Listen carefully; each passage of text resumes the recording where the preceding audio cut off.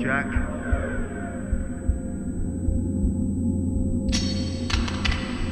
Dying ain't such a bad thing, you know? I guess that's why I'm still here, right? But you should have ran when you had the chance.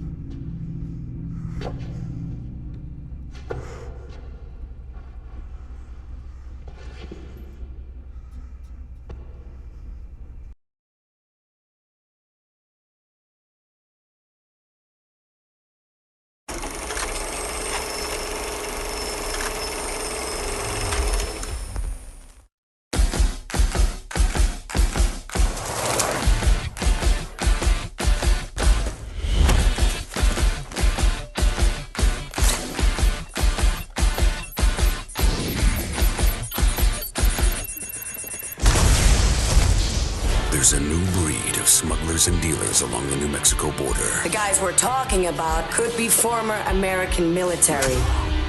And for one Border Patrol agent, the battle is personal. My daughter died from the drugs. He will stop at nothing to seek revenge. At her grave, I swore I would kill you.